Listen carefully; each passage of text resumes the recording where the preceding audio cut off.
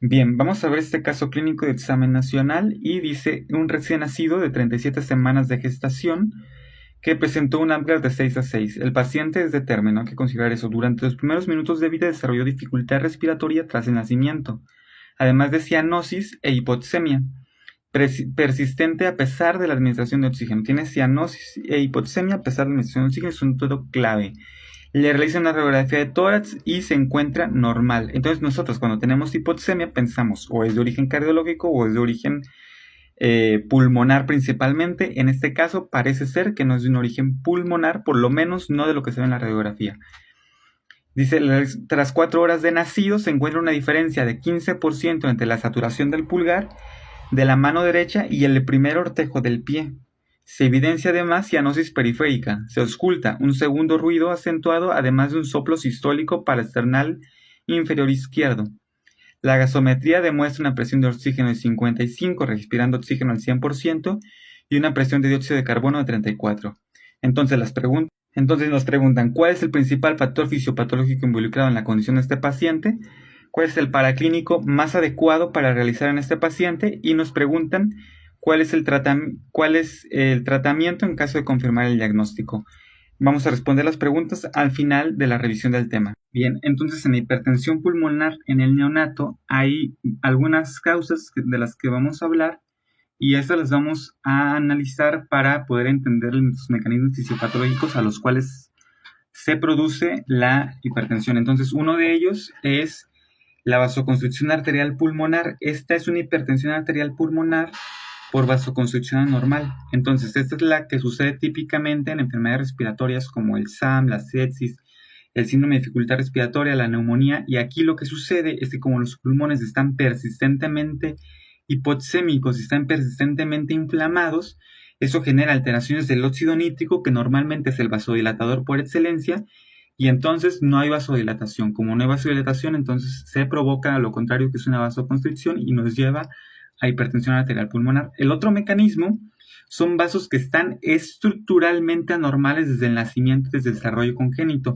Entonces esto sucede porque por alguna razón ese niño nació con hiperplasia e hipertrofia de los vasos. Entonces, nació con hiperplasia e hipertrofia de la capa de la capa muscular de los vasos sanguíneos.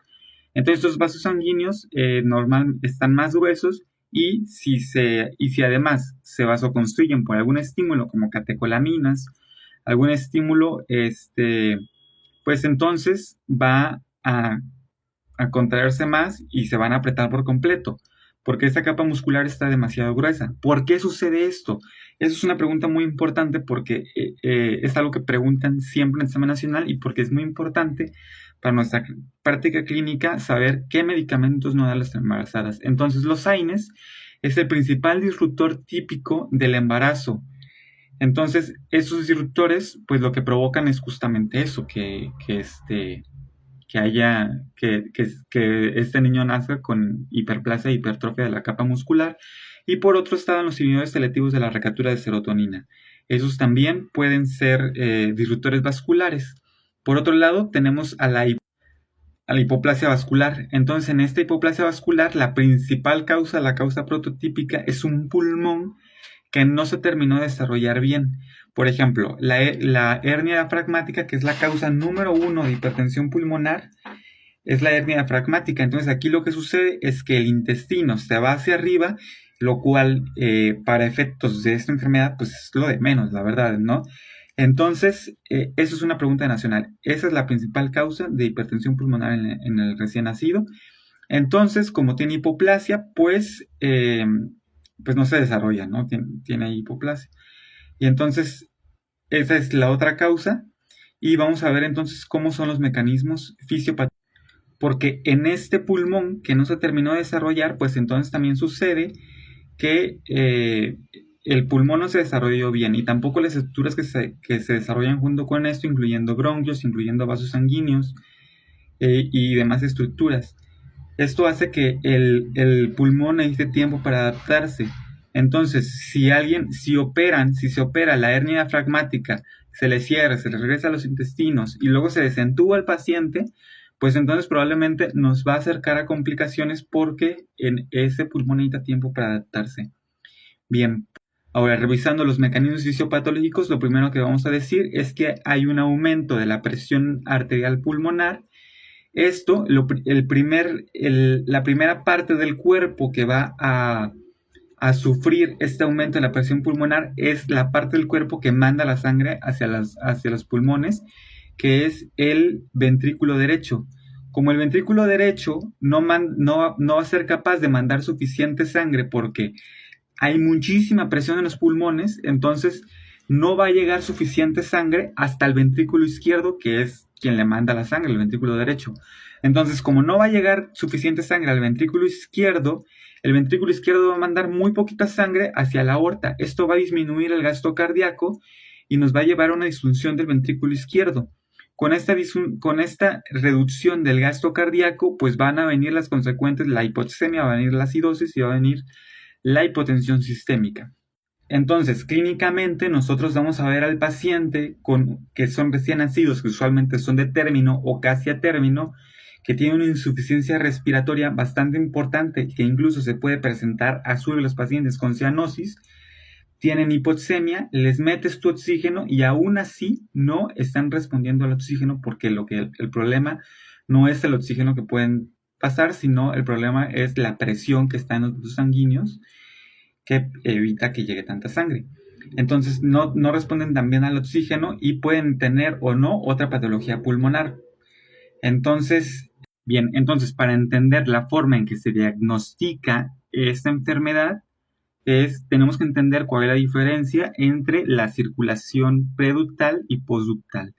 Entonces recordemos que la sangre sin oxígeno viene desde el resto del cuerpo, pasa hasta el ventrículo derecho y se pasa a la arteria pulmonar. Después pasa a los pulmones y luego llega hasta aurícula izquierda, ventrículo derecho y luego llega hasta ventrículo izquierdo y luego llega a la aorta. Entonces, hay una conexión durante la vida fetal que se llama el ducto arterioso, que conecta a la aorta junto con la arteria pulmonar.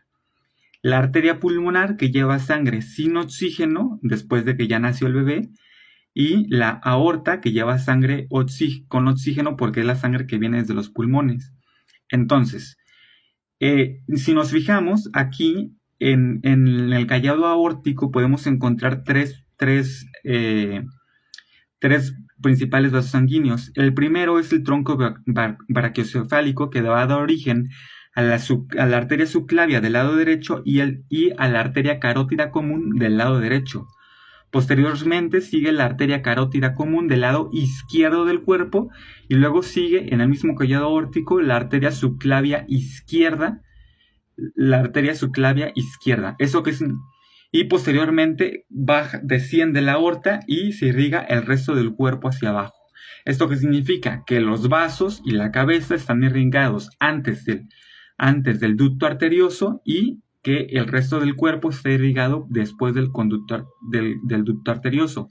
Entonces, si se conecta el ducto arterioso con la arteria con la aorta, lo que va a pasar es que como la arteria pulmonar lleva sangre todavía sin oxígeno, porque justamente la está llevando hacia los pulmones, entonces se va a combinar la sangre sin oxígeno de la arteria pulmonar con la sangre con oxígeno de la arteria aorta. Pero esa combinación de sangre solamente va a pasar después del ducto.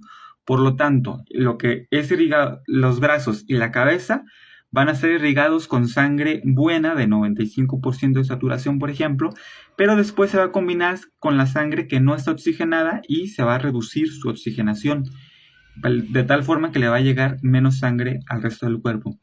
Bueno, seguimos con la parte 2 de hipertensión pulmonar en el siguiente video.